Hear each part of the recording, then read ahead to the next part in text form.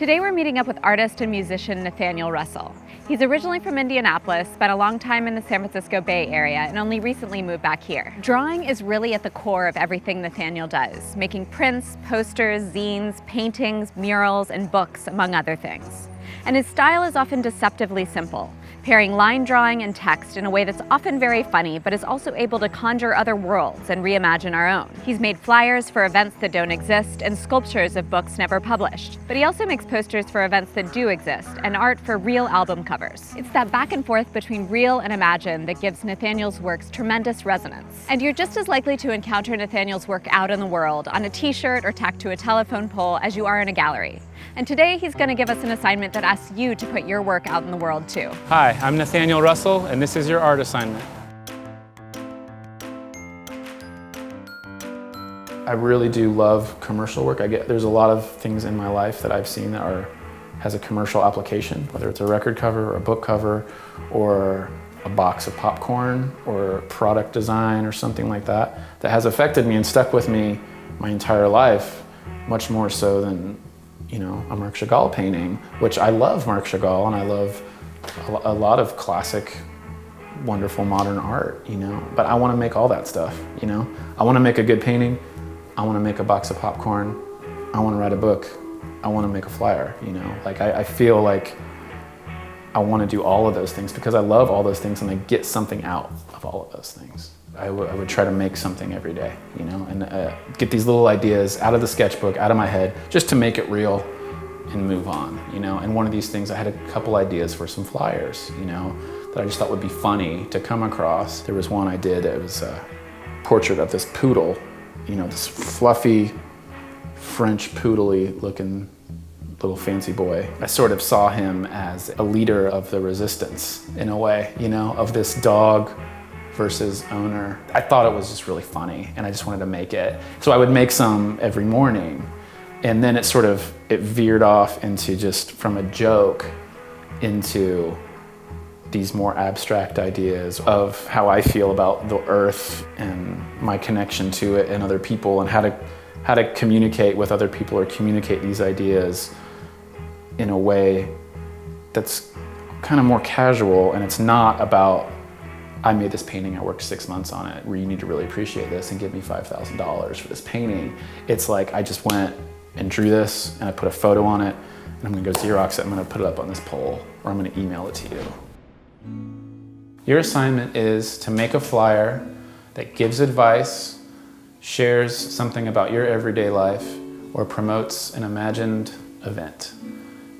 Go out into the world and put it up on a light pole or a bulletin board or wherever you see flyers. Send us a printable copy and bonus points if you have photos of your flyer out in the real world.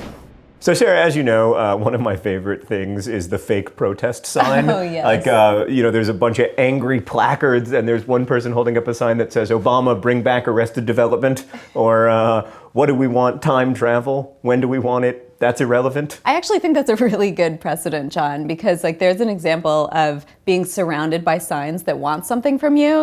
They want to sway your opinion or they want your vote, and then you insert this message that doesn't really want anything from you, that's kind of playing with that genre. Yeah, it's like a gift instead of a solicitation. And in this image-drenched culture, most of the images that we see are asking something of us. And I really like this assignment because it's about making a gift for people. Right, and what a wonderful metaphor for art in general, right? Yeah. An image that isn't asking you for money, except that art costs money sometimes. But let's say if you're in a museum, accept admission. Maybe this isn't so there's good. no way out of this capitalistic society. So aside from Obama bring back Arrested Development, there are some other precedents for this activity. Nat is very much influenced by woodcut artists like Antonio Frasconi and Ben Shahn.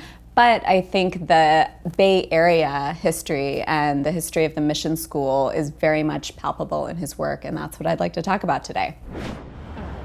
Nat remembers walking past a closed gallery in New York and seeing through the glass a huge 20-foot mural that completely blew him away. It was by Margaret Kilgallen, who had painted the gallery floor to ceiling with her signature assemblage of storefront lettering and cartoon-like images of mostly women. Kilgallen was based in San Francisco and was inspired by the signage on the streets of the Mission District, where she lived and was associated with a loose group of artists who came up in the 90s referred to as the Mission School. She painted hundreds of murals around the city, mixing surplus paint from recycling centers and bringing together the influence of folk art, graffiti, traditional mural painting, and underground comics. Kilgallen's work was shown in galleries, but mostly lived out in the world. Nat was struck by the complex emotions and textures that came through in her flat shapes.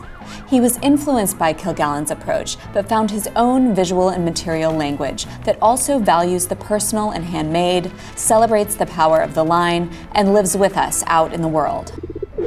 I say fake flyer, but it's a real thing, and I put it up and it's a flyer. It's real. But these things that I'm advertising or promoting or writing up, they're fake because you can't come to my garage. The garage sale isn't real. The fundraiser isn't real. It's about this. The idea is way more important than the reality of it existing in a physical realm. The number one thing for me about this is just getting people out of the digital unreal life and back into the physical world. There's not a lot of just lurking going on anymore. There's not a lot of people just loitering anymore. People are like walking to somewhere or going over here, or they're hanging out on the corner checking their phone until the crosswalk changes so they can keep going, if they're even walking, you know? So I just made a batch of these flyers for this event in Seattle, and I did a couple that I just put like analog Twitter, and I just wrote like, had breakfast this morning, it was okay. LOL, whatever. And like a picture of a hot dog or something, you know? And just putting it up, because to me, that's what you're doing with Twitter and Instagram and everything. It's like, look at my dog, you know? Earth, you know? But to actually go through the idea of, I'm gonna go to the copy shop, I'm gonna print this out. That level of perspective that you're giving people on your life, like you're willingly like, check it out, this is what I want the world to see, anyone with a computer. It's funny to think about that on a local level and like really isolate it and see that perspective. Is wonder what old Linda over here had for lunch. Let me walk down to the light pole and see how that tuna casserole turned out. Hopefully it will get you to think about some ideas in different ways and get you out of the house and make you brave enough to try to put these ideas out in the world for other people to see, and just do it and move on and see what happens. Friends and I always talked about this band that we were gonna have, but we never, two of them aren't even musicians, and we would just pretend that we had this band, and we would tell people we had this band. It even got written up in like the school paper as a high school band. And I remember I made t-shirts for a band one time. It was called Dolomite Junior.